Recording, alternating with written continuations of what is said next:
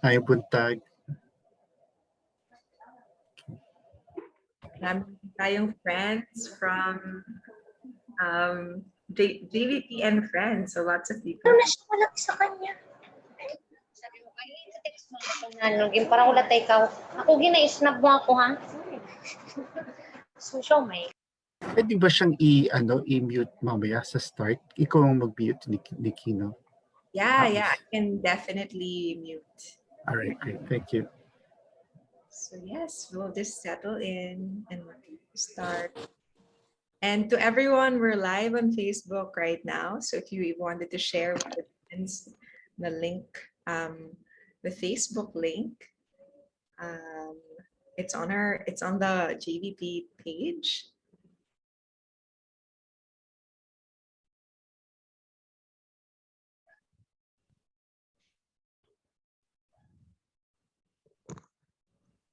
Be starting in a bit, so just settle in.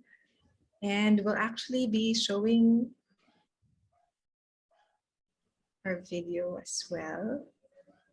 So we'll start with this video while people come in, and then we'll then start with a talk.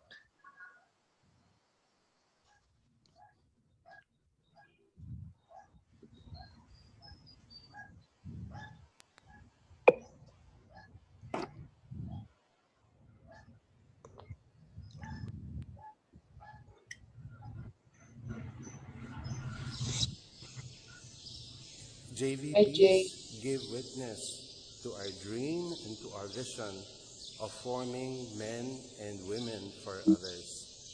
Here in Culion, JVPs have been sent to help in our ministry to the indigenous peoples, to the Tagbanwas of Culion, and they have helped in the literacy program. And for this year, our JVP had helped in the scholarship program for high school. And what I'm also very happy to say is that JVPs have also helped form our own students to become men and women for others. So here in Loyola College of Culion, I'm happy to say that we too have produced JVPs because of the witness that JVP have given to our students. And so through JVPs, our own students have learned to be witnesses as well of being men and women for others. How JVP has been able to help us in PGPS? Well, a lot. We are just a handful of people here in PJPS, and we help or minister to more than 30,000 inmates here, or persons deprived of liberty, or PDLs here in the New Bilibid prison. And to have one or two people, to 4 extra hands, to good minds and people who are really committed to service is a huge help to the ministry. So really I'm thankful to PGPS, our beneficiaries, our partners are truly thankful to JVP for the committed service through the years. We're almost going to 37 years now in PGPS, and the partnership with JVP is really very, very important and essential truly in the ministry. Thank you. Hi everyone, I'm Father J. Ramos, the School Director of the Mariano Academy of Katiil in the Diocese of Mati in Davao Oriental. I have had volunteers with me for the last 5 years. Now, how does JVP help our school? First, the presence of the volunteers propelled and challenged our workforce to also excel and give the best that they have. It is no wonder that the JVPs assigned to me are hardworking, committed, and excellent. Second, their presence inspired many students to dream to become volunteers as well in the near future. Their presence attracts others to serve. There is beauty in serving. To JVP, salamatay gayud, God bless, and rest assured of my prayers. Thank you. This is Father Bros Flores of the Society of Jesus, Executive Director of Father Leone Mission Foundation here at the Jesuit Bukidnon Mission District. We cannot speak fully of the Jesuit mission in Bukidnon without also referring to the Jesuit Volunteers Philippines. For decades now, JVP has figured prominently in the mission in Bukidnon. From being teachers to dorm formators, from being community organizers to social entrepreneurs, Jesuit volunteers are providing skills, empowering people, strengthening relationships, uplifting livelihood, and sharing the faith that does justice. Thank you, JVP, and we look forward to stronger partnership with you in the future.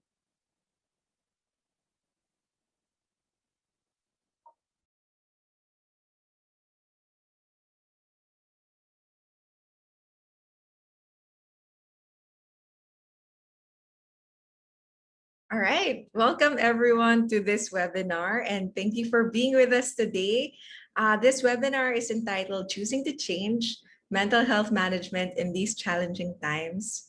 So it looks like we've got a good number of people here in the room listening because this is a really important topic. I'm Nikki Vergara. I'm the Chief Wellbeing Officer and co-founder of Positive Workplaces. And I'm just here to facilitate because we have a really special guest and an expert on the topic. So this webinar is going to be given by Dr. J. Enrique G. Sapala.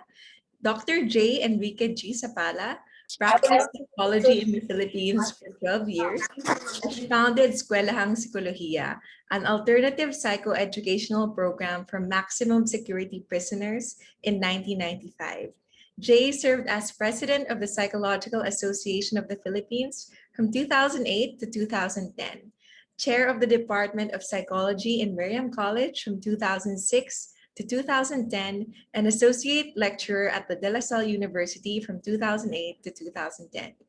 He completed his postdoctoral training at Ontario Shores, St. Leonard Place Peel, Woodbine Psychological Services, and Oshawa Psychological and Counseling Services. He is a registered psychologist with the College of Psychologists of Ontario and a member of the Ontario Psychological Association, the Canadian Psychological Association, the American Psychological Association, EMDR Canada, EMDR International Association, and the Psychological Association of the Philippines.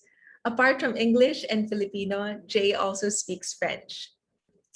Between 1996 to 1997, then a graduate student at the Ateneo, Jay was inspired to do a book project by recording a series of conversations with Father Jaime C. Bolatao about his life and work. The book, Learning to Learn, Psychological Musings with Father Jaime C. Bolatao, S.J., was published and launched in Toronto, Canada in the summer of 2019. Learning to Learn is his third published book. He recently co-authored a journal article, Coronavirus Pandemic Anxiety Scale, CPAS-11, Development and Initial Validation, which is an 11-item anxiety scale intended to measure symptoms of anxiety related to the pandemic, published in Current Psychology last November 13, 2020. Now based in Toronto, Jay continues to work as a registered clinical psychologist at the Oshawa Psychological and Counseling Services and the Cohen Clinic. His areas of clinical interest include anxiety, anger and aggression, depression, grief, life adjustment issues, and PTSD. He also continues to study French at the Alliance French, I cannot pronounce this, Franche of Toronto, enjoy photography and nature walks, writes a food blog, and lives with his wife and their 2 children. So welcome, Jay. Thank you so much for being here with us today. Oh, I will ask to unmute you. There you go. Sorry, we'll check that one more time. Asking to unmute. There you go. Oh, there it is. Okay, thank you. Thank you, Nikki. Thank you so much for being with us here today because it's evening in Canada where you are right now. So you're actually yes, that's right. staying up quite late to do this very important mental health webinar for all of us. So we're so excited to hear you. I just want to take this opportunity first for us to get to know the audience just a little bit. Can you go to the Mentimeter link in the chat box that I posted here? Or you could go to menti.com and use the code 1565991. And we're really curious, no, Jay, where everyone is from. Because right now, just by having you here with us, we're already very international. So let's have a look at where our audience is coming from. It looks like you have some people from Makati, Davao, Manila, Iloilo. Wow, all over New York, Naga, Vancouver, Mindanao, Naga City, Bicol, Davao. Jay, where were you assigned for your JVP area? Oh no, you're on mute right now. So I'll ask to unmute you. I was assigned, my first year was in Malipayon in Pangantukan, Bukidnon. And then the following year, I was assigned in Iloilo City at Santa Maria, which is now Ateneo de Iloilo. Wow. Yeah. I wonder if some of the people calling from Iloilo and from Mindanao and maybe that area are some people you've met in those areas. No, curious, but yeah. a lot. That's a lot, yeah. Yeah, just a lot. yeah, definitely no. Knowing LA Lower Antipolo daw dito. So we have a great mix of people in the room, and we're just getting to know you as well before Jay starts. Maybe you know what your profession is. So we're curious to hear what everyone in the audience is doing. Let us know. Wow, some counselors here. Lots. I've just been in with talking to Jay for just such a short time, and he gave me a tip on breathing, which he'll teach you. And it's already been super helpful for me, Jay, over the panic of the last couple of weeks. So thank you. So a lot of counselors will learn so much from you about how they can help their clients and also other people here, teachers, lawyers, life coaches, HR, RS or philo faculty, officer admins, auditors. Yeah, a good mix of people as well. Yeah, very interesting to see. And yeah, I think a lot of the audience, Jay, right now are actually people who are in a way frontliners in terms of mental health. Right. Yeah. Yes. Like our HR, di ba? Laging yung HR yung humaharap usually in the workplace when people are having mental health issues. There are counselors, guidance advocates, and then teachers as well. So for all of you who are advocates of mental health, we salute you. And lots to be learned from Jay. And I guess this will be our final question to get to know you. We just want to know your demographic a little bit. Are you right now a student, a professional, or not working?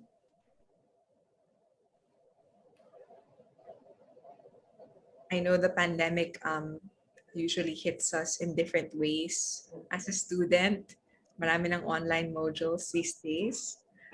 But most of us, maybe professionals, are working from home, and we see that most are professionals. A lot of people also saying in the chat box that they are professionals. And a few who are not working. No. Somebody is talking. Oh. All right. Okay, cool. I think we're just about getting ready to start. I think the last one that I want to share with everyone is this. If you would like to ask questions, you can type your questions here in Pigeonhole, and then you can upvote the questions that you really want to have answered. So don't hesitate to ask your questions there. Later on, we will have a portion where we are asking Jay all of those questions. So please use your phone on the camera of your phone and then scan that QR code, or you can go to www.pigeonhole.at/jbpfi. I've also put that in the chat box if you want to click on that link there. So we'll come back to that. And for now, Jay, I'm so excited. You have so many important things to share with all of us who are experiencing difficulties and mental health concerns in the pandemic. So I turn it over to you.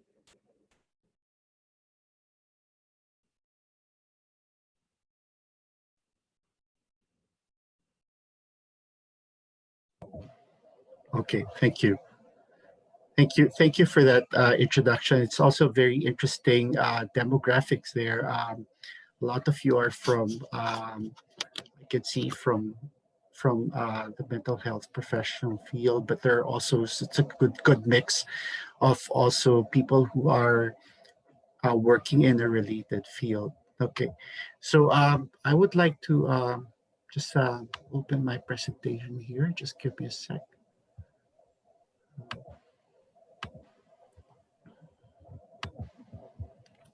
I have to back up a bit. Sorry. Oh, hold on. Just give me a sec, please. Okay, we'll start with that. Okay. All right. So as introduced earlier, the title of our webinar for today is Choosing to Change, which is about mental health management in these challenging times. I would like also to read my disclaimer for the webinar, that the webinar is only for informational and educational purposes and should not be considered therapy or any form of treatment. It is not meant as a substitute for any form of psychological intervention, counseling, psychotherapy, assessment, and so forth. It is also designed to provide information and educational material based on psychological science to its readers. So it makes, or participants, makes no promises, guarantees, representations, or warranties expressed or implied, and assume no duty or liability with regard to the information contained herein or associated in any way therewith. So no legal or other professional services are being rendered. Nothing is intended to provide such services or advice of any kind. And the ideas, views, explanations, and opinions expressed in the content of this webinar do not necessarily reflect the views, official policy, or position any organization I am affiliated with. I will not also be able to respond to specific questions or comments about personal situations, appropriate diagnosis or treatment, or otherwise provide any clinical opinions. If you think you need immediate assistance, please call your local emergency number or the mental health crisis hotline listed in your barangay, city, or province. We usually begin our workshops because I'm in Canada right now with a land acknowledgement, and I would like to acknowledge that I am on Aboriginal land that has been inhabited by Indigenous peoples from the beginning. And as a settler, I am grateful for the opportunity to be here. And I thank all the generations of people who have taken care of this land for thousands of years. Long before today, as I meet you here, there have been Aboriginal peoples who have been the stewards of this place. In particular, I acknowledge the land on which I am on, this traditional territory of the Mississaugas of Scugog Island First Nation. I recognize and deeply appreciate the historic connection to this place. I also recognize the contributions of Métis, Inuit, and other Indigenous peoples have made, both in shaping and strengthening this community in particular, in our province and country as a whole. As a settler, this recognition of the contributions and historic importance of Indigenous peoples must also be clearly and overtly connected to our collective commitment to make the promise and the challenge of truth and reconciliation real in our communities, and in particular to bring justice for murdered and missing Indigenous women and girls across our country. I also would like to remember all our loved ones whom we have lost during the past year. We offer condolences and prayers. In particular, I would like to mention Father Renato Puentevella of the Society of Jesus, who passed away, I believe, yesterday. He was my principal and director when I was a Jesuit volunteer in Iloilo City. May he rest in peace. Now, I'd like to bring you to the focus of the webinar. There are 3 points here that I'd like to underscore. The first one is to give us all an understanding of the impact of the pandemic on mental health. This is based on some of the research materials that I have accrued and read. It is not by all means comprehensive. I just wanted to give you a glimpse of what that's all about. The second point is the pandemic-related psychological distress, including its impact on work, on children, on families, social relationships. And of course, the third one is the choice to change, which gives us at least some strategies to help us deal with the ongoing pandemic. It's been over a year, and I suppose that a lot of you would like to know more about what you can do to help you cope with the distress. Okay, so let's start with the first point, which is understanding the impact of the pandemic on mental health. Now, here's a quotation from the NATO Joint Medical Committee, also from Schultz and Health Service Executive in 2014. It goes, the psychosocial footprint associated with a major emergency is typically larger than the medical footprint. This is because the psychosocial impact extends beyond those who suffer direct medical injury to first responders, healthcare professionals delivering care to the ill, family, friends, and the wider community. I try to absorb that. Here's another one from the World Health Organization on mental health and COVID-19. Faced with new realities of working from home, temporary unemployment, homeschooling of children, and lack of physical contact with other family members, friends, and colleagues, it is important that we look after our mental health as well as our physical health. So after having that introduction, I would just like to show you a series of photographs and headlines on the impact of COVID-19, and in particular, the psychological impact around the world.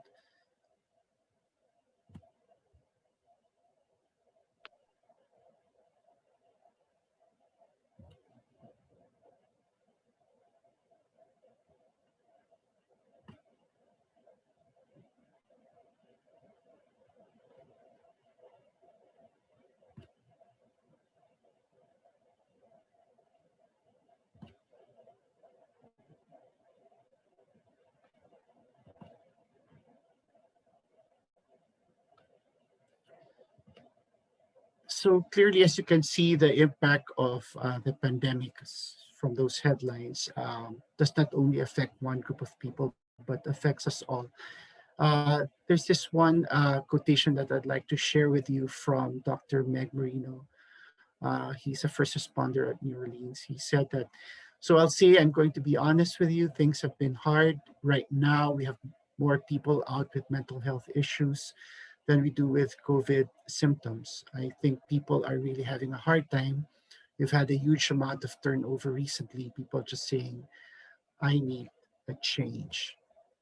Okay, so I would like you to pause first and take a deep breath and breathe your nostrils and breathe out through your nostrils as well. And breathe out again. Okay, so every time that I show you a series of photographs, that will be our mini breaks from all the material that I would be sharing with you. Okay, so I'd like to introduce to you some basic concepts that I will be using as we move on with the webinar. Okay, first is grief, because grief actually is a dominant, appears to be a dominant emotion over the past year. In fact, I gave a webinar last year, almost at the same time, on moving from grief to relief, with the Psychological Association of the Philippines. And one of the things that I've described there is that grief actually comes in different forms. So it's, apart from the death, the actual physical death that we all associate grief with, there's of course other forms of death that we have experienced, with loss of job. It could also be separation from our loved ones, physical distancing, for example. It could also be loss of opportunities, and so on and so forth. So there's a lot of uh, uprooting, a lot of deaths, and so a lot of mental health professionals have described that grief actually appears to be the dominant emotion. But it appears that because this pandemic has been going on for over a year, one a word that has been used more often for at least the past months is languishing. Languishing is described as the middle ground between being mentally healthy and mentally ill. So it's not depression, but it's the absence and insufficiency of feeling good and functioning well. So function is impacted, mood or feelings in this case is affected as well. This was actually described by a psychologist in 2008, and then again, I'm quoting him here in 2021. Languishing is a sense of stagnation and emptiness. It is the absence of well-being. It dulls your motivation. It disrupts your ability to focus. You feel indifferent. So, languishing, that sense of stagnation, that sense of emptiness, is not exactly mental illness, but languishing may also be due to poor mental health. For example, the inability to cope with adversity, with the pandemic, as I mentioned earlier. Now, the second one is, this is a continuum that I often use in my practice. This is what I refer to as the anxiety depression continuum. So if we were to look at the continuum, it's very basic. As you can see, the present there, on green, and you have depression, and then you have anxiety. So I labeled this as past, and then you have here as future. Now, anxiety usually is the experience of being stuck, being immobile. There's a immobility, or the absence of being unable to do anything, being lethargic or feeling lethargic, being tired, and there's no motivation. Can we ask some of the participants to mute their? I'm getting a feedback. Thank you. Whereas anxiety here, it says that there's a perception or belief that you may not be able to control the situation or the future. There's a dread of the future. Let me just be clear about this, that anxiety is not necessarily abnormal. It's normal. It is a normal reaction to an anticipation of what might happen in the future. So we all experience anxiety when we're about to be interviewed for a job, or we're anticipating, for example, say an event that may be happening in, say, in 2 weeks, and so on, or taking a test, for example. We have test anxiety. That's normal. We all experience anxiety. It becomes, what we're looking for here is that when the anxiety actually persists and affects function. In the same way as when we say depression here, or depressed, depression is not a diagnosis in this case, but it describes these symptoms. So depressed mood, for example, is a symptom. So when you experience being stuck, for example, so instead of being at present, what happens is you get stuck with the past, okay, and you can't move on to the present. So when we say past here, doesn't have to be past situations, but this is the use of past here is not necessarily situational. Okay, it could be that feeling of being stuck, as I said. Or anxiety, on the other hand, is when you're trying to control it and bring it to the present. And when we say control, that means that because sometimes you have the perception that you are unable to control the situation, the thoughts, which is the worrying, and the fight or flight, which are the physical symptoms, are the ones that present itself as anxiety. Depression, on the other hand, is there is a name that we associate with depression for thoughts associated with depression. We call it rumination. Rumination is actually when you, it's like you're chewing on the thoughts, and the thoughts are the ones that's fueling the depressed mood. So when we say ruminants, we're referring to, for example, cows and goats. They chew the cuds repeatedly. So in rumination, which is experiencing depression, that's what we do. We continuously chew on the thoughts that fuel the feeling. Okay, another concept here that I'd like to share with you is a polyvagal theory, which was developed by Stephen Porges in 2009. And this mainly describes a hierarchy of responses that evolve in the development of the autonomic nervous system. Now, bear with me. The There are some words here that might not necessarily be friendly to most of us, but nevertheless, I find this very helpful. My clients as well do, patients. Um, when we refer to the autonomic nervous system, according to Stephen Porges, we refer to them as either sympathetic or parasympathetic. So both dorsal vagal and ventral vagal are both parasympathetic, while sympathetic is your fight or flight. Okay, so dorsal vagal here, there is no energy. This is the freeze response. There's a collapse, there's a numbing, there's a shutdown.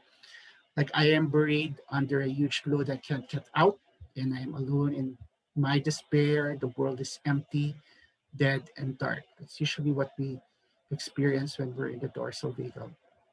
The sympathetic, on the other hand, is fight or flight, getting overwhelmed, having hard time keeping up. I feel anxious.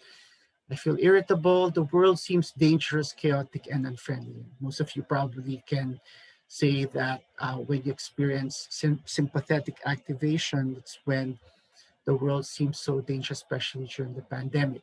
Okay, you don't want to go out. You feel scared. Okay, and so on. And ventral vagal is when you actually connect with other people. You feel safe, you feel engaged, you're more grounded in the now, you feel at ease and can manage whatever comes your way, you feel empowered and connected. I see the big picture and connect to the world and people in it. Okay, so that's the ventral vagal. So these are all mainly, according to Porges, if I remember it right, that it's basically for survival. Okay, so these are all survival responses. Okay, so and just to give you an idea on, and I referred to some of the examples earlier as to how to understand this theory. The question, what brings me here? Okay, so these are just some examples that illustrate what dorsal vagal means.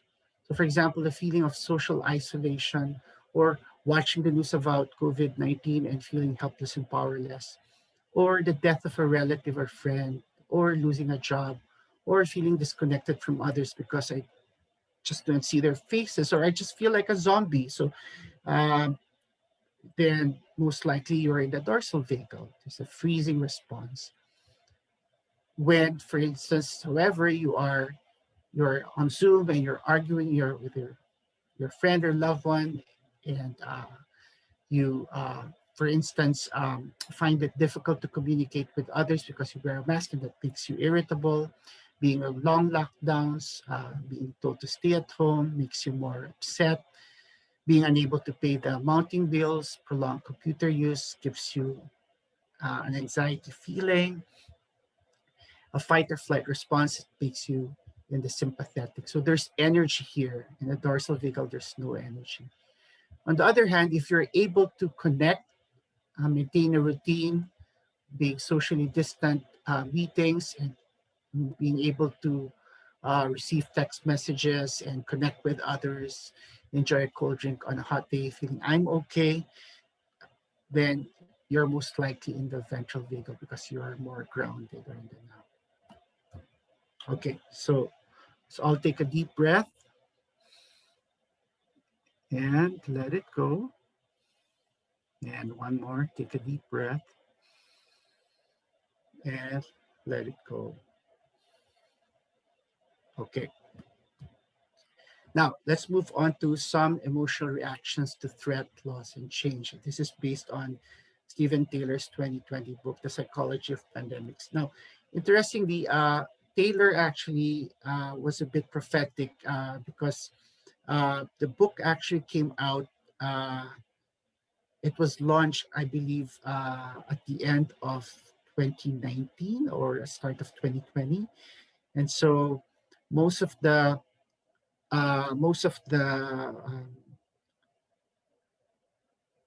the research that he included in his book came from previous pandemics and not the current one.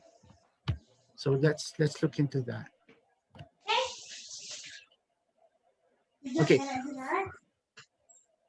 Can we please make sure that the mic is on mute? Thank you. Okay. So first is excessive, intense, and persistent fear longer than the effects of the infection of one's body. The second is reactions to the pandemic will range from fear to being different to fatalism. The third one is that anxiety and fear become more prevalent when the pandemic arrives. This is exactly what we all probably experienced when we realized that this is actually more than what we expected. The fourth one is some people may become so anxious that they experience clinically significant levels of distress, avoidance, and functional impairment, which means that work is affected, your relationships are affected, self-care sometimes is affected, day-to-day activities affect you to a level that they may require treatment for their emotional disorder. There's also repetitive checking and reassurance checking can occur in response to the threat of infection. So we probably would recall at the beginning of the pandemic, we would check whether we have washed our hands. We're not supposed to touch our faces for fear of infection. When somebody coughs, for example, we become threatened. We feel anxious. We don't want to be near hospitals. This, as you probably have read also in the papers, that has escalated the repetitive checking type of behavior and reassurance checking has even escalated to the point of discriminating other people. Okay, so there's that consequence of anxiety and one's biases. People are highly anxious about being infected, typically go to great lengths to protect themselves. Okay, so we all know what this means. And one example is that people would refuse to go out.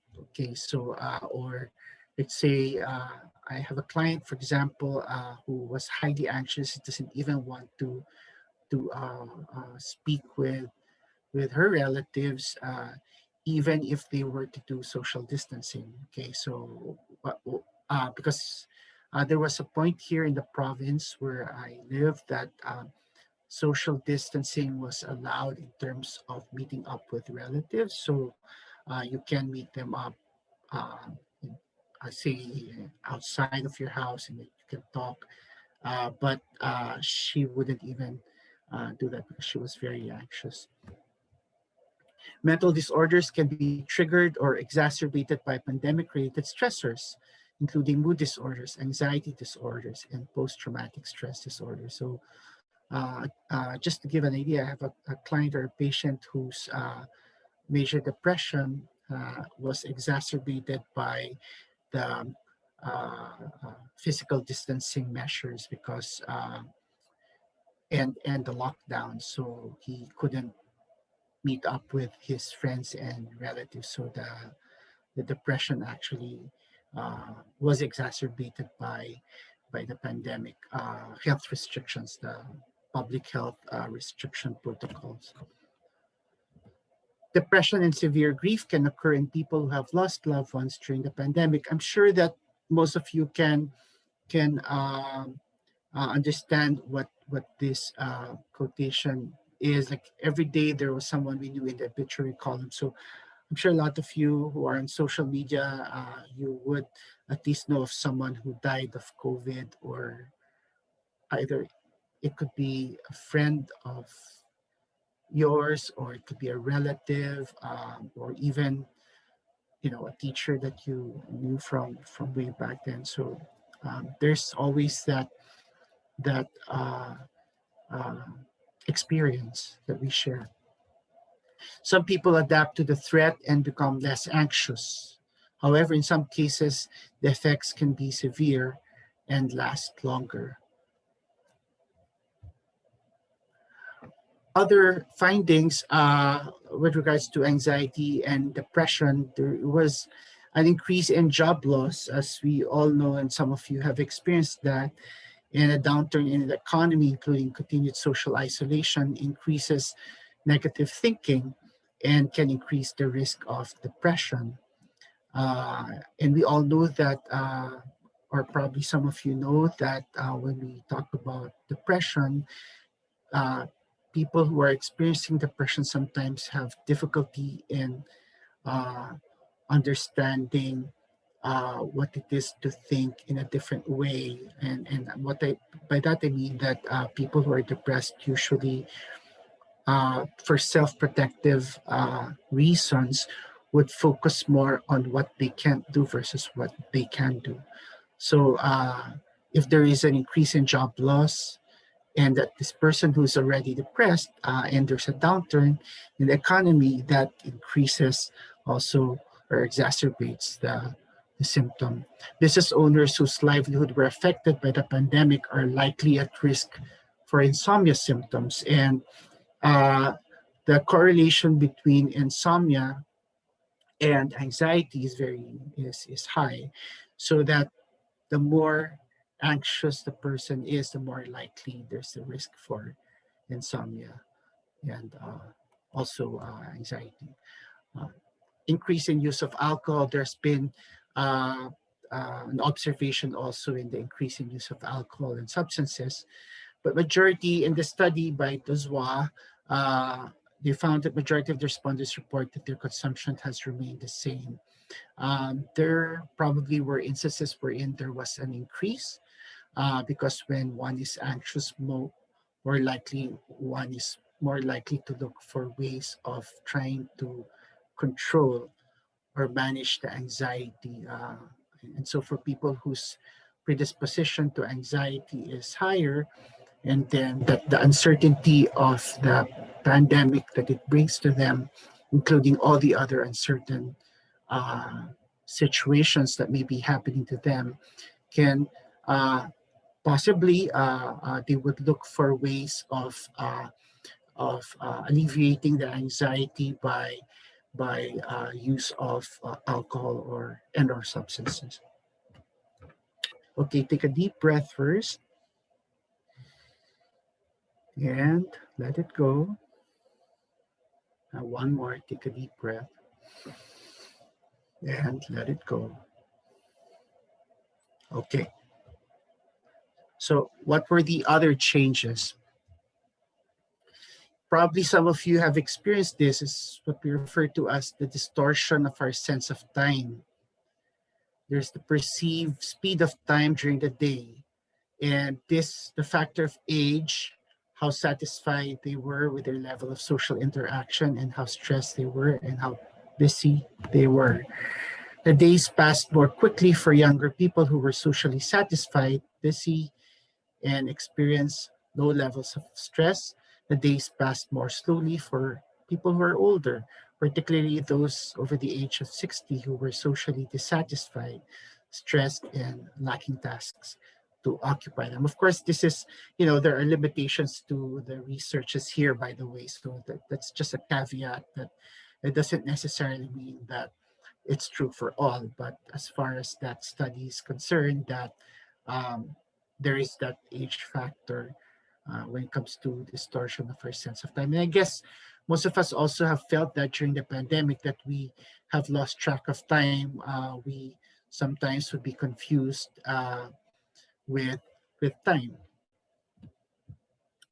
The other that I'd like to mention is the impact on children. So young boys, and this was based on a study that was, the participants actually were ages, I believe, 2 or 3 to 12 years old, and they were on daycare, and they found that young boys tend toward externalizing mental health concerns that may be more directly observable, such as acting out, throwing objects, or hitting, whereas young girls are more prone to internalizing emotional symptoms of anxiety and depression that may have gone unnoticed. So we have to be mindful also of how we deal with anxiety, because our own reactions, and I believe it's not just a parent, but also us educators,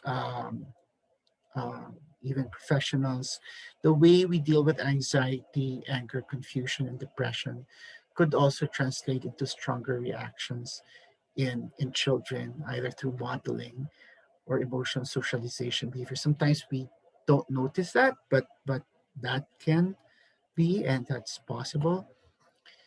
The effects of the pandemic on children's mental health may manifest itself in indirect ways through a general disruption in their routines that can impact their sleep quality. There's less physical activity, there's more screen time, less personal space, their appetite goes down, and there's feelings of social exclusion from friends or peers. This is recent research that found how the pandemic actually affects children's mental health. It can affect them in indirect ways as well. Now, what about those who are underprivileged? With the restriction of movement due to the lockdown, underprivileged children have increased risk of being exploited and becoming victims of violence and abuse.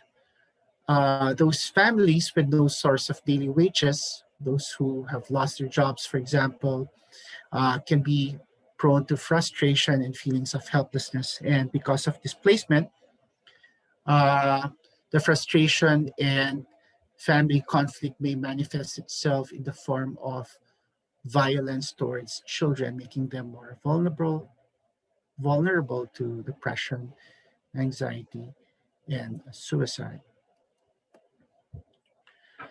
Now, some specific observations, some of these are based on my own observations from my own cases.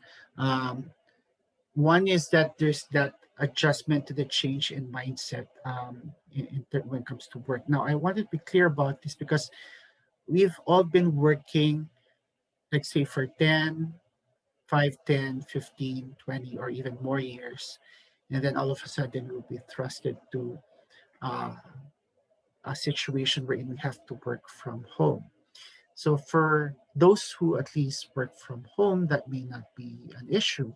But for those who work from home and have to make those adjustments, so home becomes school for our children, and home becomes the office. So if you are the mother and you are trying to assist your child or you are the father who's trying to assist your child, or the guardian who's trying to assist your child and working at the same time, you're adjusting to two menus or two places. So one is the child's school, which is online, and then your office, plus the fact that you've been working in your office face to face, then all of a sudden you'll be working from home. So can you imagine that, like, say if you've been working for 10 years or even 5 years, and then you'll be working from home and you're not used to working from home, you associate home with your your haven, your place of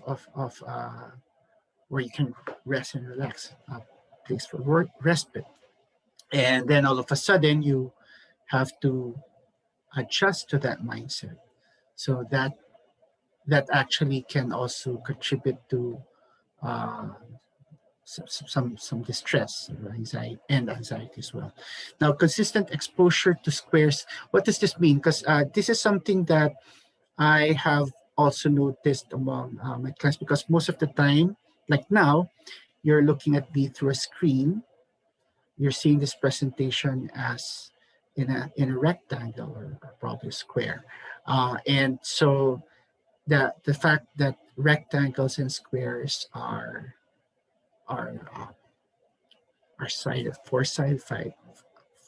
So what that means, that it gives you like a claustrophobic like feeling if you're constantly exposed to squares. Like your room actually, there's a lot of squares. The window, the table, and so on, rectangle. So it's very important that if there's an absence of other shapes and your constant exposure to squares or rectangles, it's like, and this is just my opinion. It appears that it mimics like a prison, or that you're being enclosed. As I said, it's a claustrophobic feeling. So the absence of other visual cues, and this means that you don't see the body language, you just see the face, and that has an impact on how you work or how you deal with the person. There's difficulty or limited movements and choices. You are forced to adjust to the situation. And when I say forced to, because sometimes there are no other choices that can actually help you deal with the situation.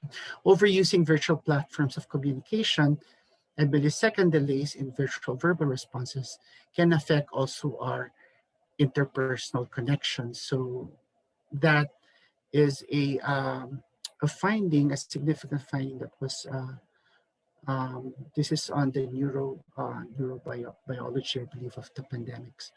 Um, and they saw that it does affect our interpersonal connections when there is a delay in the way we respond to people online. Okay, I'd like to share with you. Elda actually is a colleague of mine. Elda actually was interviewed on TV, and she said that it's become even less likely for her to take a break and reflect, and she's found an outlet to relieve bottled up anxiety, loneliness, and fear by writing her stories down and sharing them. And allowing space for my experience to come to the surface became a form of self care for me, she said. Okay, take a deep breath and let it go. And one more, take a deep breath and let it go. Okay. Now we move on to impact on social relationships. So there's that physical distancing and lockdown, as we all know, due to pandemic, increased loneliness and social isolation. And people in general have difficulty accessing activities that provide pleasure and increase social interactions. So social connectedness is also essential for our mental health, as we all know, and our well-being, and for the prevention of depression. So we all go into Zoom. We all try to make connections. We we actually long for the face, okay, of the person that we love. Okay, again, take a deep breath and let it go. And one more, take a deep breath and let it go. Okay, so now we move on to, so how do we then deal with all of these possible effects on our behavior, in more specifically our mental health? We actually, I would like to propose that we actually have a choice to change. And the first one that, and this is based on not only Kutan and Lau's study, but also based on most mental health professionals who advocate for consistency. One is to establish a regular contact with family and friends. We all do this because it can have a large impact on one's overall health and sleep quality. Try to strive to maintain a regular schedule during the quarantine, such as through activity scheduling. And by this, we mean that, for example, regular physical exercise and a combination of mastery and pleasure activities. Now, what does that mean? So when we say mastery activities, these are activities that usually you need skills to do. You're usually rated. Okay, there's a skill set that is not necessarily required, but is asked of you, expected in a way. For example, not everyone can sing, not everyone can dance, or not everyone can do certain hobbies. But pleasure activities are the ones that don't require these, but they tap the senses. And usually it's a combination of mastery and pleasure activities that can help alleviate stress and anxiety. Mastery activities are important also for self-esteem, while pleasure activities can help also alleviate stress and anxiety. So reading books, for example, have been found to improve or reduce COVID-19 anxiety. It's a typo right there. The second one is to choose to commit. And very similar to the first one, consistency is to make a clear intention and promise to commit to life-saving habits. So you see here that consistency is important because remember that continuum in anxiety, we have that perception that we lack control over what might happen, so that when you try to create control and management, for example, then that creates, or that at least gives you something to manage, something to control. Okay. So make a clear intention and promise to commit to life-saving habits, washing your hands, often maintaining physical distancing. Choose to make space for grief, and a lot of forms of grief are experienced the past year. As I mentioned earlier, choose time to recognize this and grieve. Acknowledge that it's okay not to be okay. It's okay not to be okay. Establish a routine. Again, routine, because death of a loved one, sometimes unpredictable, elicits anxiety and distress. So it's important to establish a routine right away, because a routine helps you deal with anxiety, that you're unable to control what has happened. But at the same time, include time for grieving, carving time for grieving to regain some control over what was lost.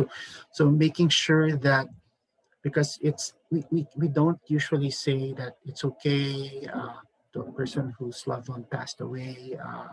Might not be helpful to say, even if we believe that they're in heaven, it's watching over us. we have to be careful with what we say, because sometimes people who are grieving just wants to be listened to, and listening and being there, being at the present. Remember, the present, being the present grounds them and helps them to move forward rather than pushing them. Because remember that if you tell them what to do, sometimes that can make them more anxious. So sometimes asking them, what can I do? Um, how can I be of help? Or you just want me to listen? I'm here to listen. That certainly helps. Choose to be flexible. Choose to be an agent of change by being flexible as recommendations change. Stick with reliable and trustworthy information. For example, try watching news clips or highlights instead of watching the entire news. So I try to do this. Sometimes, though, I feel tempted to watch the entire news, but it's helpful to, especially when there's a lot of news that may cause you distress. Those who turn, and this is a study that came out recently, those who turn to less reliable sources of information, social media, were also more likely to experience more psychological distress, lower satisfaction in life, and lack of social cohesion within their community. Would be better, one of the recommendations by this research, if government officials use social media platforms to spread reliable information about specific public health measures and to provide information about available psychological information, such as getting help for their mental health issues. Psychologists and other mental health professionals in all parts of the world are also at the front lines, researching, assessing, and helping through psychotherapy. The Psychological Association of the Philippines, for example, check their website, gives you a list of psychologists who are actually very actively giving webinars, as well as um, uh, those who are training mental health professionals um, in relation to the current pandemic. As mentioned earlier, um, I was invited by Dr. Alan Bernardo to, together with other colleagues from the Philippines and Hong Kong, to this design an anxiety scale, which you can actually access to the web. However, that scale, the research paper that's posted in the web is for, it's not the scale itself, but it's actually a research paper on the development of the scale. Choose to reclaim your energy. Set specific, measurable, attainable, relevant, or realistic and time-bound goals, or SMART goals, to reclaim your enthusiasm or energy. Start with small, doable goals. Usually I don't use the word small with my clients or patients. I tell them that start with those goals that you can work with, even if it means getting in touch with a friend through writing, yes, by snail mail. Snail mail, because when you write, you have, and this is something that I heard from psychologists, because when you write, you're actually giving concrete evidence of yourself. Not that text is not a concrete evidence, but there's something about writing that's visceral, so that when they receive the mail, that they actually um, uh, there's this person who was interviewed about this. He said that there's a different feeling when they get a letter that was handwritten. So it's one thing that might be good in terms of reclaiming your energy. Engaging in a hobby for an hour once a week is another. We talked about mastery and um, mastery activities and pleasure activities earlier. Involve your children in keeping families consistent. Allow children to have a voice in making sure the family follows precautions. For example, my daughter can call me out if I'm not wearing a mask properly. I remember when we went to a supermarket and the security guard wasn't wearing the mask properly. She actually approached the security guard and said, "Excuse me, sir, you're not wearing your mask properly." So that way, we are also remember that I remember my former teacher, Dr. Kerendang, who said that there's the wisdom in children, and sometimes they're the ones who see, especially if we have our blinders. Choose evidence-based stress management and anxiety reduction techniques. Use progressive muscle relaxation, called PMR. There's a lot of materials online. Just have to know where to search diaphragmatic breathing, meditation, and cognitive therapy to reduce anxiety. PMR actually is, as the word itself, progressive. And some of you probably are familiar with this, is that when you progressively relax, and so you relax your muscles, you do it progressively. So you can start with your hands, tense your muscles first, not too tight, and then relax, release, and then sort of like say 7 seconds to 10 seconds of tensing, and then release, it for 15 seconds, and then you go with your arm, and then you go with your shoulders, and then you go with your right hand, and then you go with your arm, and so on. That really helps.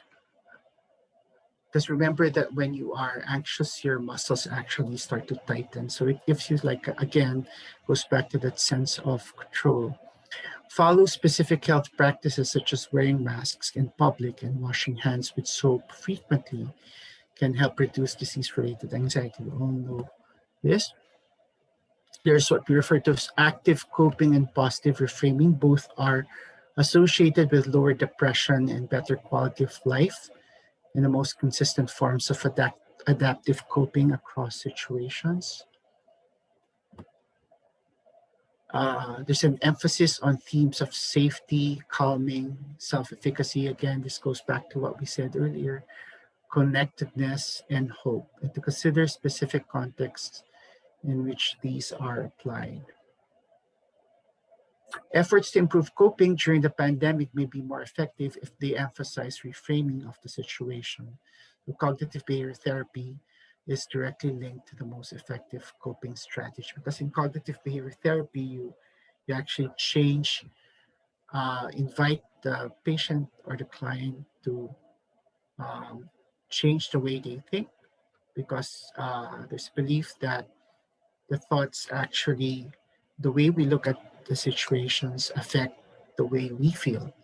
So if we have what you call manufactured thoughts, that the feelings, whether it's anxiety or depression, can persist over time if those thoughts are not changed. So it's not necessarily negative, but it's how we think, how that impacts the way we actually feel. Taking breaks, turning off your self-view when using the Zoom. I don't know if some of you know that. Breathing in out through your nose. Okay, very effective. They say that a lot of us breathe out through our mouths. So breathing in and out through your nose. Expanding visual cues. So after a Zoom session, probably you can go out so that you can see that the world isn't a square or a triangle, but there's a lot of things to see outside. Writing your thoughts, establishing a set time to start and end the day, and even seeing a mental health professional are all forms of breaks, establishing a sense of control. For work, consider playfully designing work tasks to buffer the impact of rumination. Employees optimize their personal experience of work by proactively changing their work activities to be more fun without changing the design of the job itself. The organizations may offer playful work design training interventions online, which employees can learn how to redesign their work to be more fun and more challenging. And finally, I mentioned earlier about social cohesion, and And working as a community is very important. So we've seen recently in the news that social cohesion is significantly correlated with psychological well-being. Thus, government officials should be strongly cautioned against introducing measures such as snitch lines. Snitch lines is when you find out that your neighbor is not following social distancing rules, and then you call and tell them off, because that could fracture social cohesion in communities and ultimately diminish psychological well-being. So snitch lines is not actually good for social cohesion. Policymakers, those are forward thinking policymakers, should consider initiatives to increase community social cohesion and individual resiliency. Now, I'd like to end with a quotation from Anna Patricia Non. We all know who she is. She said, "The narrative that we must tell is the narrative of the people who choose to give and share whatever spare they may have, and the story of the people, the poor people who are struggling to stay alive amidst the pandemic." These are the references. I just wanted to show that to give credit to the authors.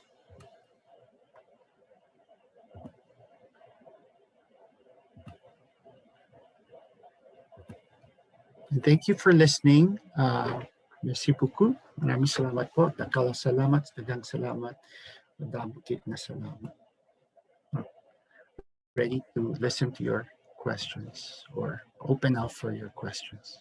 Thank you. So much, Dr. J. Zapata, for that really helpful talk. I think it captures a lot of what people are feeling right now. It was so relatable, but at the same time, it was very evidence-based.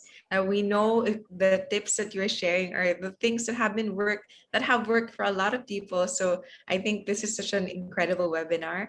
Thank you so much for sharing all of that. So You're at this welcome. point, we'll be gathering some questions. And again, some people have already put some questions on Pigeonhole. If you have some questions come up right now, you can go back to Pigeonhole, and the link is on the chat box. I will paste it again.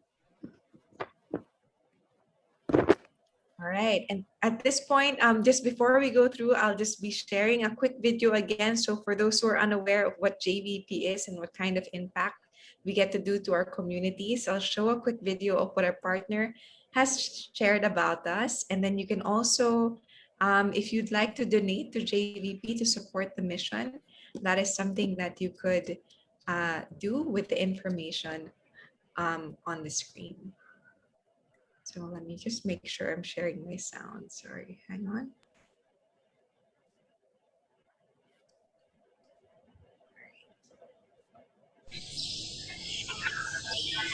JVPs give witness to our dream and to our vision of forming men and women for others. Here in Culion, JVPs have been sent to help in our ministry to the indigenous peoples, to the Tagbanwas of Culion. And they have helped in the literacy program. And for this year, our JVP had helped in the scholarship program for high school. And what I'm also very happy to say is that JVPs have also helped form our own students to become men and women for others. So here in Loyola College of Culion, I'm happy to say that we too have produced JVPs because of the witness that JVP have given to our students. And so through JVPs, our own students have learned to be witnesses as well of being men and women for others.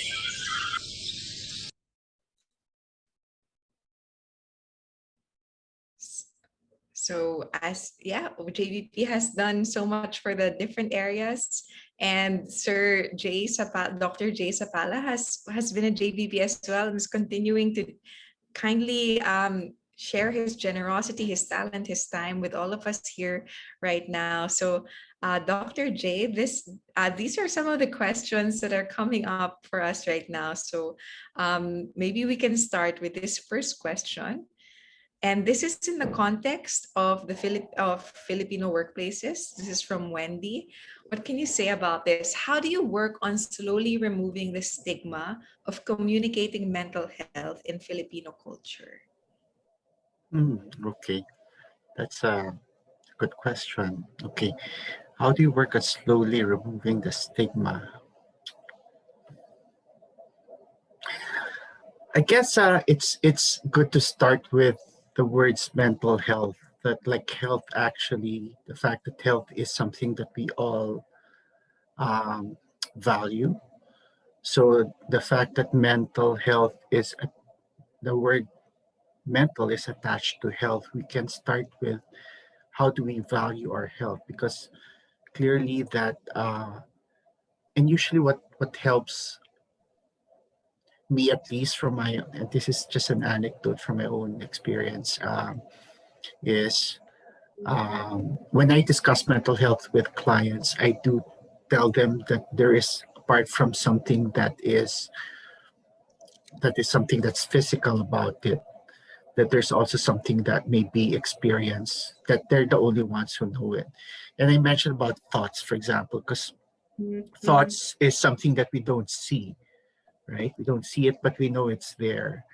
And you can only access the thoughts of a person when we ask the person a question, for example, or what are you thinking of, and whether the person will disclose what he or she is thinking, we don't know whether those are his or her thoughts. You can only rely on what the person says, right? So then there is that, um, and sometimes I guess the stigma also comes from the fact that the person cannot, when they start to disclose their thoughts, there is that their feeling of embarrassment or shame um, uh, in the culture, for example. And I don't want to um, dismiss what has been done by mental health professionals, uh, not only in the Philippines but in other parts of the world, because that stigma also exists in first world countries, such if you will, in countries like Canada, for example, or the United States, that that the stigma actually still exists. They don't want to go to a psychologist or a psychiatrist or a mental health professional, a psychotherapist or a counselor, because they are afraid that they might be seen as someone who can't manage themselves.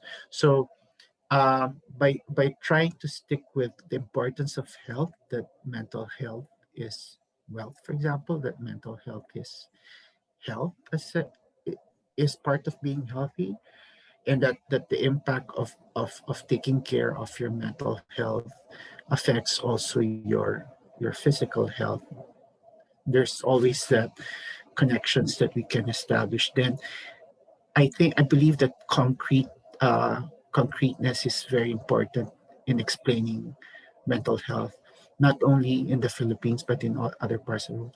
I just quickly, probably, for example, I you mentioned earlier that I worked at the New Bilibid prisons before, so there was a lot of stigma then when we came in as volunteers. Uh, and we stayed there for, and even when I left for Canada, there were other volunteers who came in after me, and they are no different from us, who also look at mental health as something that's associated with people who are out of control or those who don't have any control over their behaviors and so on. But we always made sure to try to ask them where they're coming from, because it's important to understand their thoughts.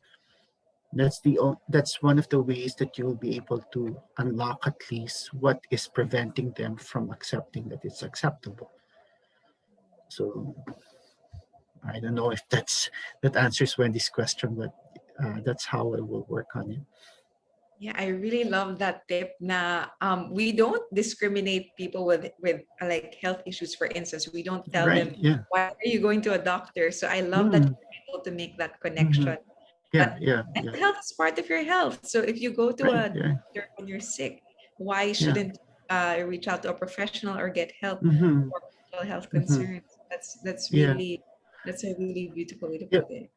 The other way is because we do say, I mentioned about being concrete. So I mentioned to them that the thoughts actually just don't come from your brain. It comes from your body to the rest of your body. So then I try to make that connection and tell them that how your body, how it affects the way you think, or the way you think affects your body. So there's always that connection that you can clearly outline and establish so that people, because they get anxious too. We were talking about that perception of lack of control, right? So then that if they believe that they can't control over it, then they come up with so many stuff in their, in their minds that will help them control the situation. So by saying that, no, I am in control, I am not, when I was like saying in Believe It, I mentioned that a lot of them were laughing at those prisoners who were attending our classes. Then eventually,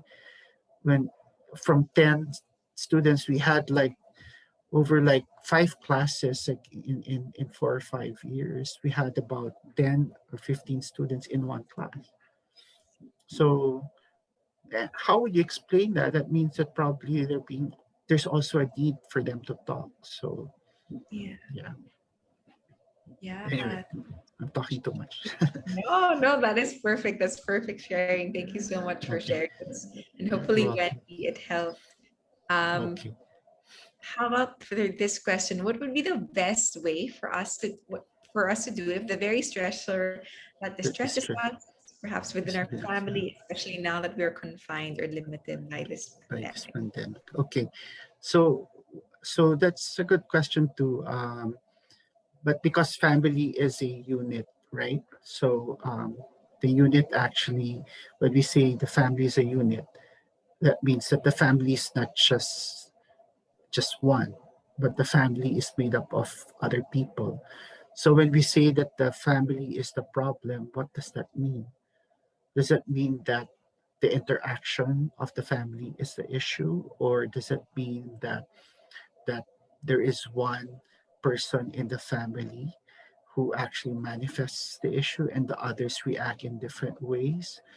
So there's so much questions that can come up with that, because it's very important that we first of all, I mean, a best way probably to deal with it is to talk to a professional who is not related to the family. And I would have to stress that, because I know, and I'm a Filipino, I come from a Filipino background, and we all stress that the importance of the family in solving our issues. But sometimes, if the family, like what this uh, person is saying, that is the source of stress. So how can you solve the issue of stress if the stressor is not actually solved? So then it's very important there's a person who comes in and does not and is unbiased, okay, and can and be able to deal with the issue of the family. There are some strategies, sorry, there are some professionals who do family therapy online. Um, so that, I think, is one way of dealing with the stressor. Now, that's just one way. Now, the other thing is that um, if this is the person who's asking, this is the daughter or the son, okay, or the father or the mother or the grandmother and so on, then how does that person think of the family as why is it rather that the person is thinking of the family as a stressor? How does the person define stress? Because stress actually um, scientifically is a physiological response, so that it can be positive, by the way. We call it eustress, and there's negative stress, which is distress, and we usually associate that with fight flight responses, the sympathetic that I was referring to earlier. So that when we say that the family is distressing, we're just referring to the environment, which is the family is in the environment. But is it just really the family, or could it be also the thoughts of that person who thinks that the family is the stressor? See, so Yeah, so lots yeah, of so I many think, questions there. yeah, so many questions for all of us. And I think those are Yeah, already important reflecting yes. point for this person who asked this question. Mm, To mhm. start from, you could consider getting help that gives you a more objective lens to what is Right, going on, right. Yeah, and maybe reframing who is the stressor, what is causing the stress, yeah, yeah, okay, then I think yeah. being able to get that objective help is super helpful. Yes, yes.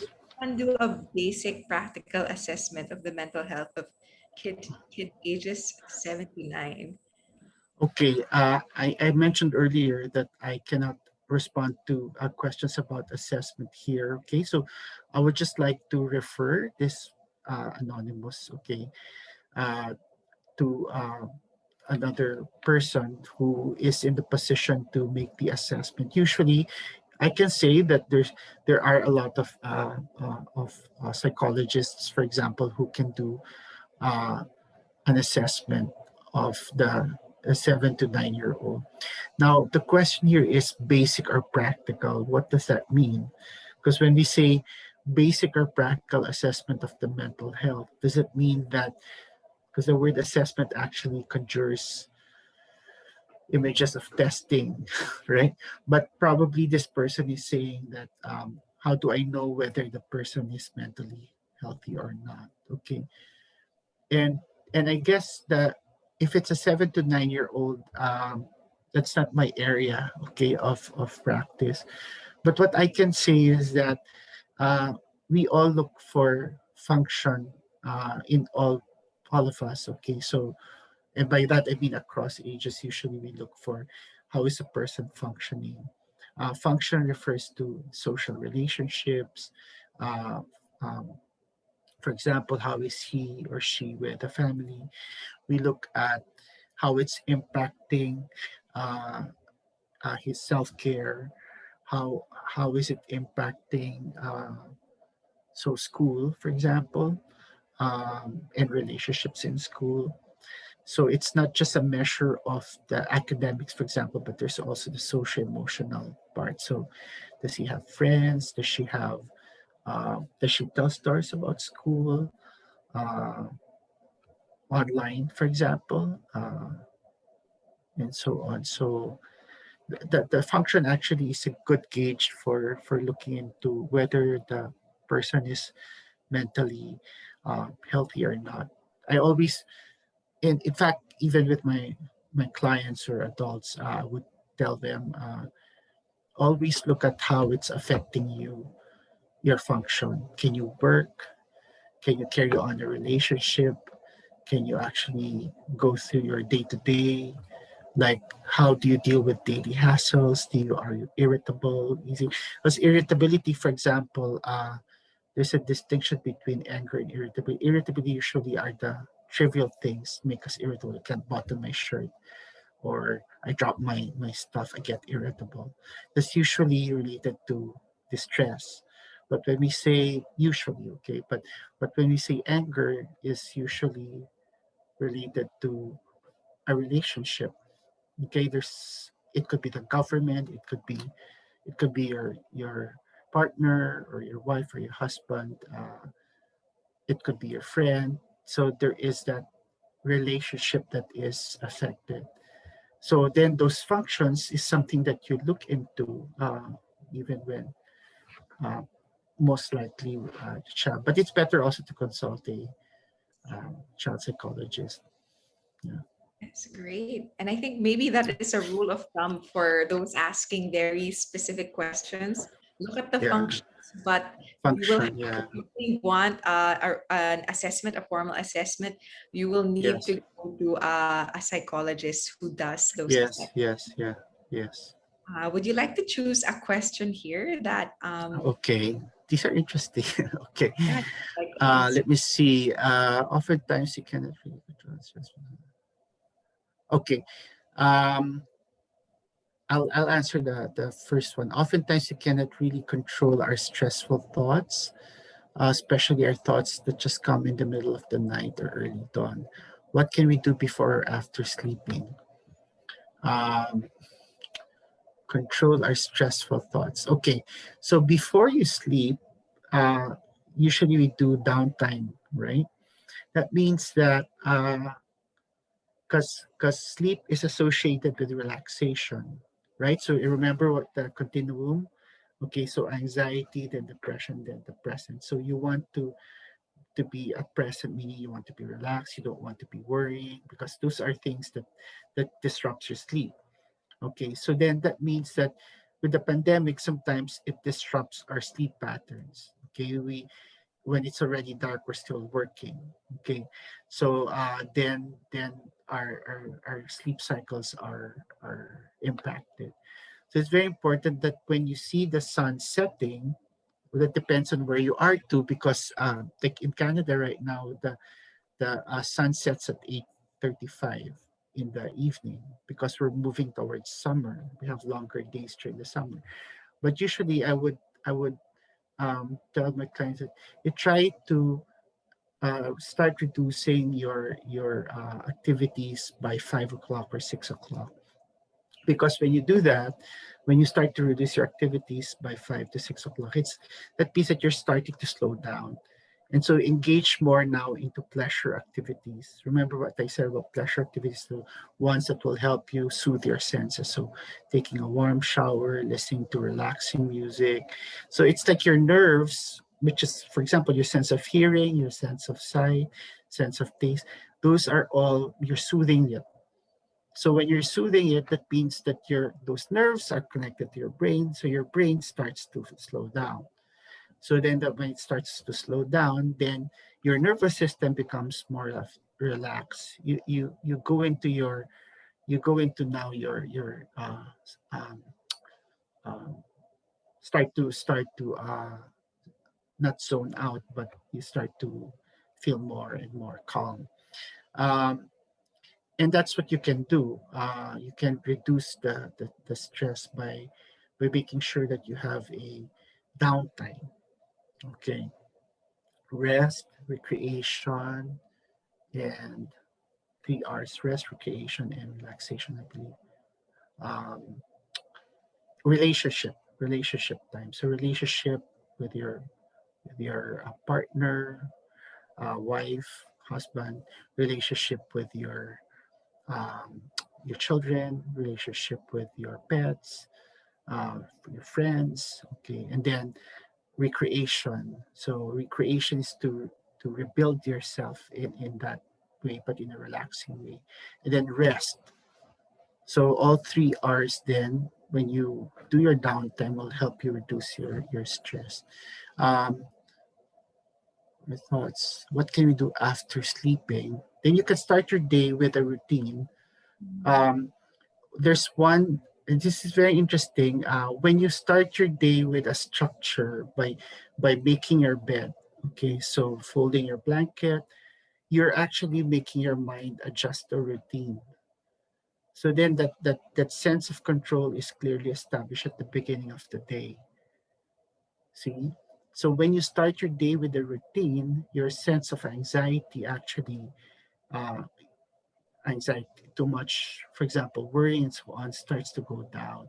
So you can start your day with something that you uh, can control. Okay. The other thing is something that will relax you. You can do meditation even at the start of the day. You do your exam and at the end of the day, right? So you start your meditation at the start of the day. You can start with a prayer. You can there's something that relaxing, listening to music, listening to nature, if you can. Yeah, So, those are really great tips, especially because a lot of people have been bookending their lives with stress in oh the yeah, yeah, morning yes. and stress late at night. Hmm. Yeah, Thank you for answering this. Do you you're think you have welcome. time to answer one more question? I know we have extended way beyond the No, time. it's okay. I'm good. I can still go on with the other one. Okay. Emotional freedom. Emotional. Wait, hold on. Let me just read. I'm not familiar with this emotional freedom. I know emotion focus therapy, not emotional freedom. Sorry, so I can't answer that. How do we help members of the families telling us that he or she is not, and you don't know how depressing it is to me? How do we know we are promoting program? Okay. So the third one, how do we help members of the family who's telling us that he or she has never been outside of the house since the pandemic?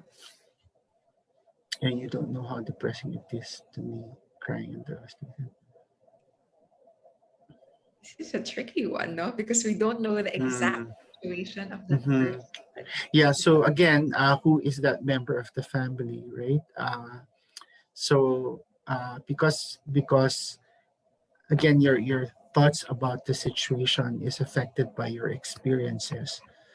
So if it were a child, then that would be different from that of. I would guess that this would be an adult, never been outside the house since the pandemic, and you don't know how depressing, or it could be an adolescent, a teenager. You don't know how depressing it to me crying. The the uh the statements appear to, at least from my end, it appears that the person is very anxious. So that's the reason why the person chooses to be inside the house, because the house may be like what I said earlier. It's our place of rest. We rest when we're at home.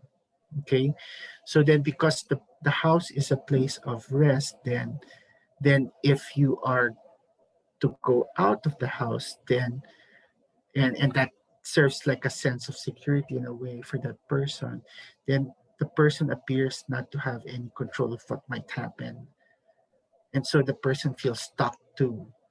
So there's that. It's like a tug between anxiety and depressed mood.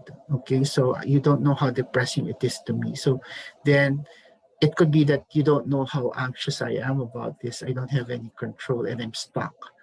So then what then will can that person who hears this do?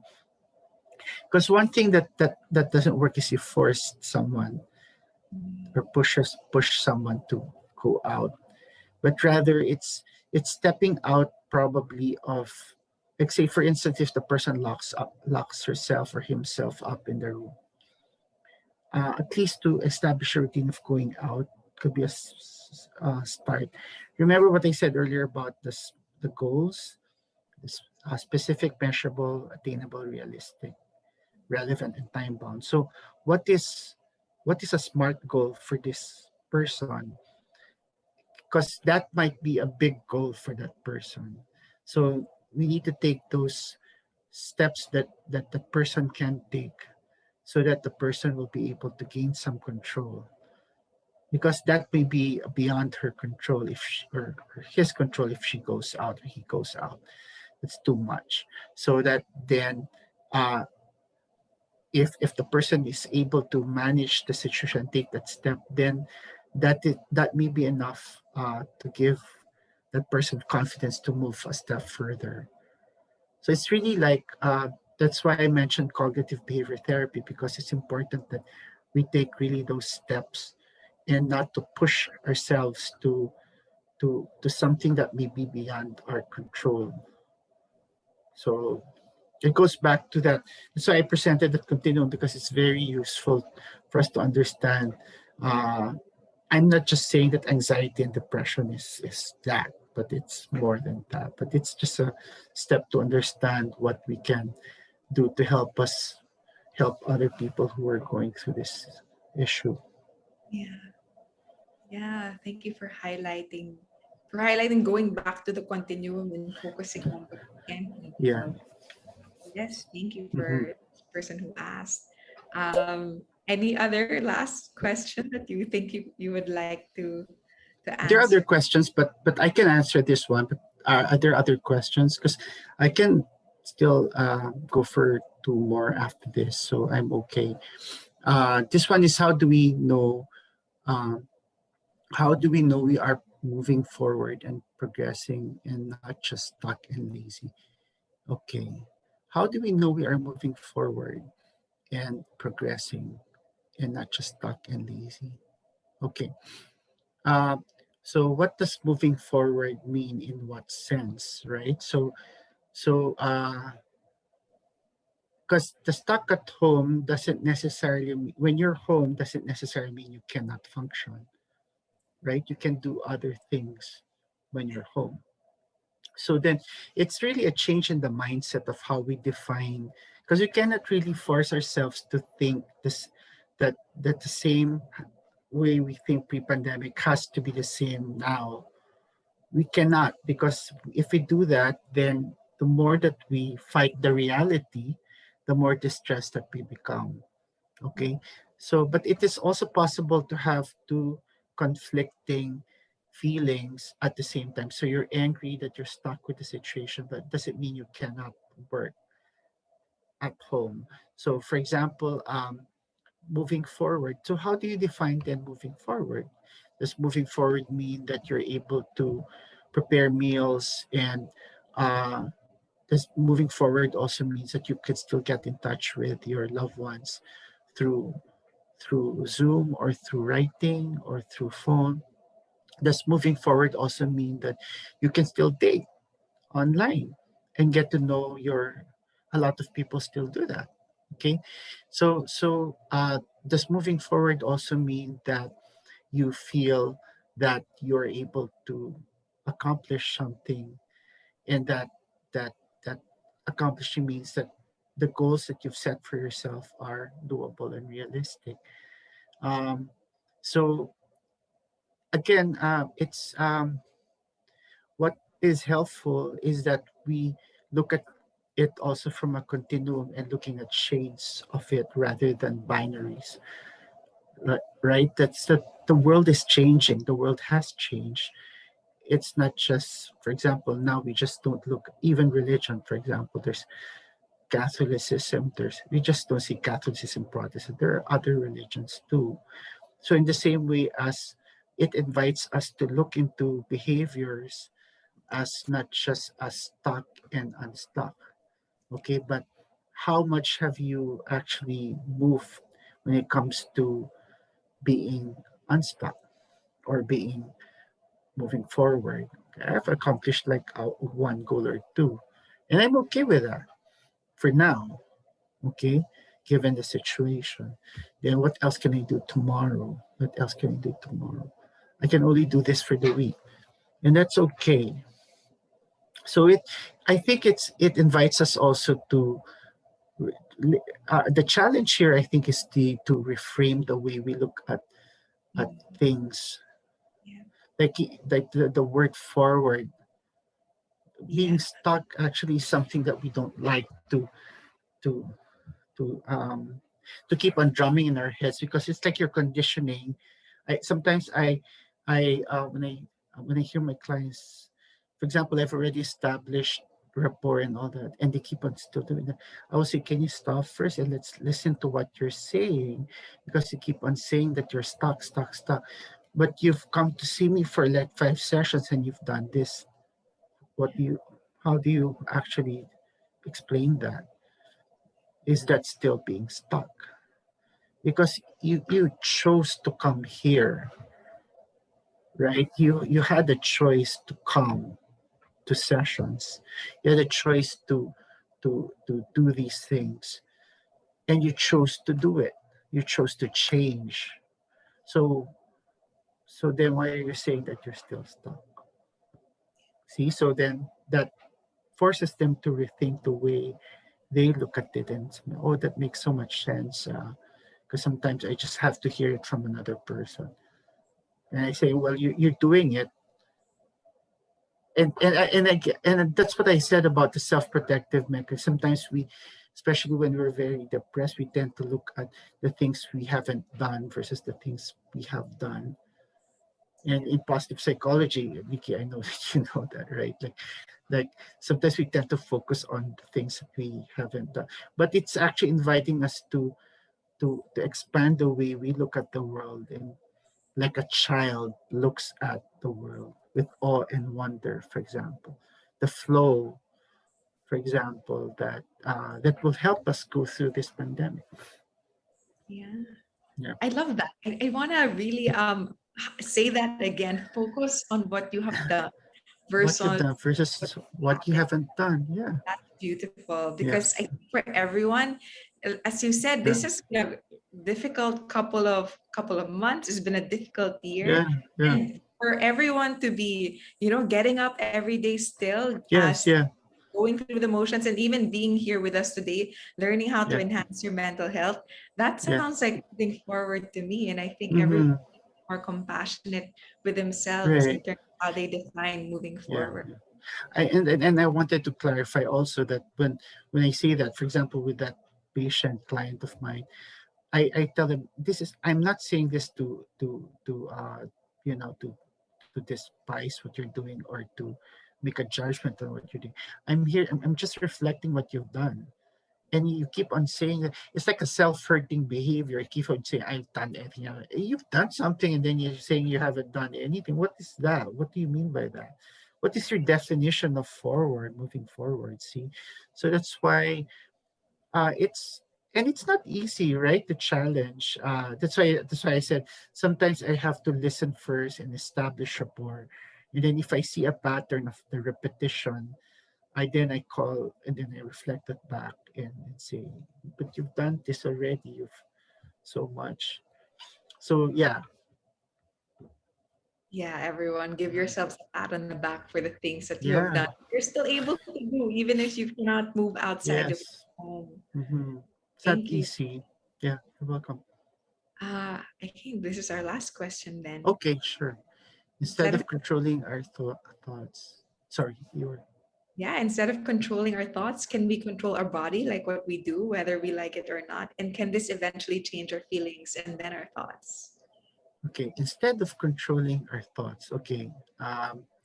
Okay, maybe let's change the word control to manage, because the control appears to be like, at least for me, very rigid. Although I mentioned that earlier, controlling. Okay, instead of controlling our thoughts, can we control our body, like what we do, whether we like it or not? Can this eventually change our feelings and then our thoughts? Control our body. It's our actions, like what Hmm. what do our actions controlling our actions instead of our thoughts. Okay. I mentioned earlier that our body actually is, I don't know if I did, but it's part of our mind too. Because when we say mind, it's not just your brain, but the body actually also receives the score, meaning that the body actually is full of senses, that the senses are always in tune with what's happening to the environment.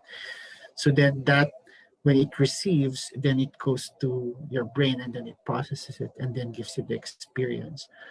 Um, so when you say the question is, I'm trying to understand what this person's asking. Okay, so can we control our body like what we do, whether we like it or not? Okay, let me just take that out first. Can we control our body like what we do, and can this eventually change our feelings? Okay, if you look at it from uh, uh, the cognitive behavior therapy perspective, okay, so CBT. So can I use the share screen Oh feature yes. so I can show? Yeah, okay. I will just show a framework. I just have to see. So is it the framework coming out? There, okay. I will will share this.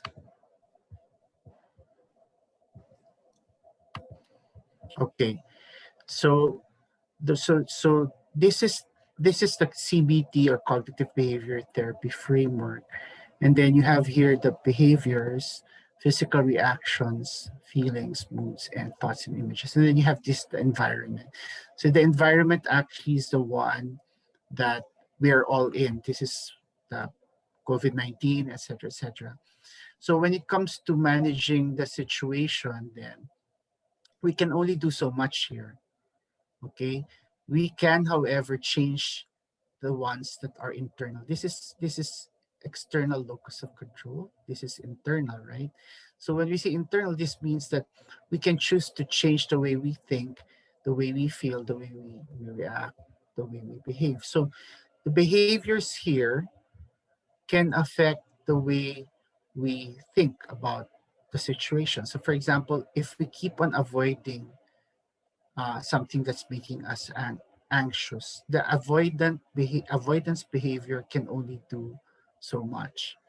Okay, so that, for example, the avoidant behavior is, let's say the situation is that the person is being yelled at because the person is not wearing a mask. That this other person called out the behavior, and that the person uh, wasn't listening, so didn't hear it, so the person was yelling, and so that person will start to think, I'm, oh, that's stupid of me, why didn't I hear that, etc.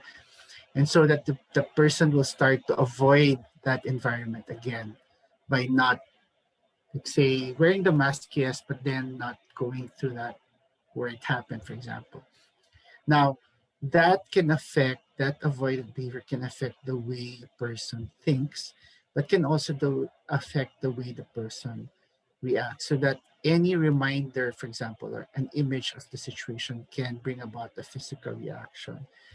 Any physical reaction, for example, that the person feels, like coughing, for example, can bring about a thought or a behavior or a feeling, and so on. That's why you have those double-headed arrows.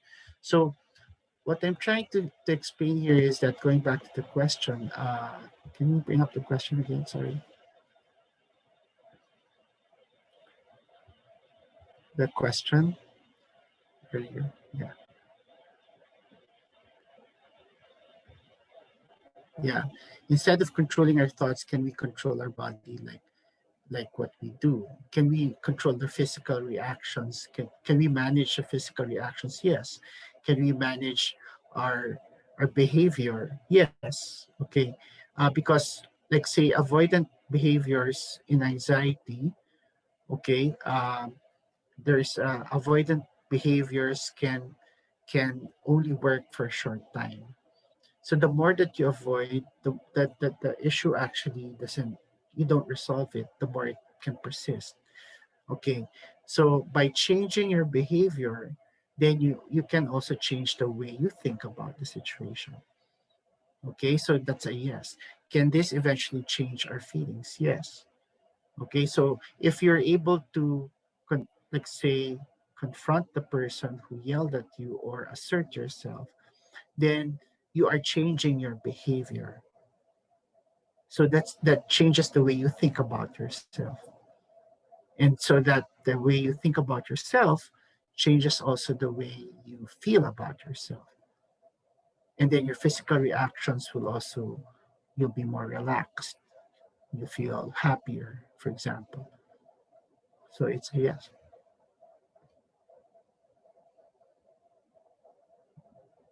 Yeah. Yeah, just Okay. listening to you say all of that makes me feel like we do have so much power over the things that happen to Yeah. us. Yes. Yeah. Yeah. Yeah, great. There's a question here I saw on the chat box. Oh, was it sent directly to you? Yes, if you Yeah. read it. Is there a Yeah. Tagalog word for languishing, or at least Oh, there it comes is. close to Okay. describing it? There it is. Okay. We know that naming a feeling is a step towards to acknowledging and having control over it. That's a good question. Languishing. I'm not sure what the Tagalog word is. Oh, there, hapis. Noel Katipo actually said. So languishing is hapis, no? Hapis. So yeah, maybe what actually might help is to come up with like a wheel. There's a like a feelings wheel that you can Google. I don't know if there's a Tagalog feelings wheel. Are you familiar with that, Nikki? I The haven't feelings seen wheel. a Tagalog version. We actually tried to put one together. Would you like me to show what the feelings? Yeah, please, yeah. Feelings wheel. It can be called so many Yeah, things. This is one yeah, example of what yeah, that yeah, is. yeah. That's what I use also. Yeah. Yes. Yeah. So you can use a feelings wheel and then ask the person to like what is it that you if you look at the wheel, what feeling actually do you see? Uh Also what might help in labeling emotions, not just because remember that labeling entails your cognition. So when you are sometimes overwhelmed, you cannot use your it's not as if you can't use you might have difficulty in concentration. So for example, so sometimes if you go by that framework that I use, you can ask, so what are you feeling in your body, right? So that they can label then, especially there's a study I often mention in my therapy that men usually have a different way of expressing their feelings. Usually it's very visceral, or there's a physical symptoms. So for example, not in the stomach, or because remember that I mentioned about the polyvagal, the brain actually has a vagal nerve, the cranial nerve that goes to your heart and then goes to your stomach. So sometimes it's manifested in the body. So it's important to ask, like, what do you feel in your body when you are in that situation? So I feel some butterflies in my stomach. So that could be anxiety. So then they are labeling it, not necessarily just using, the word, but they can also label by describing the other symptoms that they're experiencing. Yeah. Okay. Yeah. Wheel is something that you could start with. Yeah. Let's see if there are any more. Uh, yeah, those are our Yeah. questions for Yeah. Sorry I today. couldn't answer the emotional freedom because that's not a strategy that I'm familiar with, but emotion focused therapy is one that I'm Yes. familiar with. Dr. J, you've actually asked us to just flash some information about if people needed Yes. to read hotlines, because of course Dr. J is in Canada right now, so he's more familiar with the hotlines from over there. This is just Yeah. information from the Ateneo Bolatao Center, and they've actually even put together psychological centers in their referral list and some hotlines there. So if you wanted to take a screenshot of this, if you or Mm. someone you know needs this, then you can take a screenshot of this, refer this Mm. to them, and they can get in touch with these hotlines Yeah. or the referral list. They can go to that link and then they can find it. And because as Dr. J has encouraged, there's no shame in asking for help. If Mm. you're taking care of your well-being, investing Yeah. time and resources there, it's Right. part of your health and it's part of what we do, what we need to take care of ourselves. So with that, Dr. J, thank you, Dr. J Saplala, thank you so much for You're being with welcome. us today. You've shared so much good information that a lot of people I'm seeing in the chat box can relate with and are finding really helpful. And there's a lot of Yeah. things coming into the chat box as well. Mhm. So thank you for Welcome. your generosity of time of sharing this with us. I know you've said that over the pandemic, a lot of people have been reaching out because these have been difficult times. And as a Right. consequence, you have been really busy over there, but you, Right. despite the time difference, despite the busy schedule, you were here sharing all of these insights and wisdom with all of us. Yeah. For that, we want to say thank you so much in behalf of Thank you Dream. also. Yeah. Thank you also. Oops. Am I still on? Oh yeah, you're Yeah. here. Yeah. I also like to thank you for all the JVPs and non-JVPs as well, who actually were online and participated in this webinar, and I hope that this was able to help them. And also one more thing, that wherever you are, whether you're in Luzon, Visayas, or Mindanao, there's always help that you can access, mental health uh, hotlines. If you live in the rural areas, there's always access to websites that you may be able to access help through chats or through, like in Malipayon, I know that there's already people have cell phones and there are cell sites, so you can always access mental health, as far as I know. There might be some areas that you can, but always don't fail to reach out. Okay. Yes, don't fail to reach out. I love that reminder. Don't fail to reach out, even on the phone, wherever you are. There's a Wherever way you to are. reach out, and the numbers are there. And again, thank you so much, Dr. J. And to close, we can just Welcome. with a prayer, and it's a prayer of Okay. Saint Ignatius. Take, Lord, receive all my liberty, My liberty, my my memory, memory, my my understanding, understanding, my whole my whole will, will, all that all I that have. I have, and all that I possess. Give You it give all it to all to me, me, Lord. I Lord. give it all back It to all you. back to you. Do Do with with it it as you as you will, will, according to your according good to your good pleasure. pleasure. In your Give me love your and love and your grace. grace. For For with with this, this I have is all what that I I need. need. And with that, we want to say a big thank you again to Dr. J and to everyone who took their Come. time to be You're here with welcome. us. Take care of yourselves, everyone. And again, if you need that help, it's there. You can reach out for it, and have a good rest of the afternoon. And for the people in other parts of the world, have a good day ahead. And then please, if you're available again, catch us on the upcoming webinars of JVP. Thank you so much, everyone. Have a good day. Thank you. Thank you.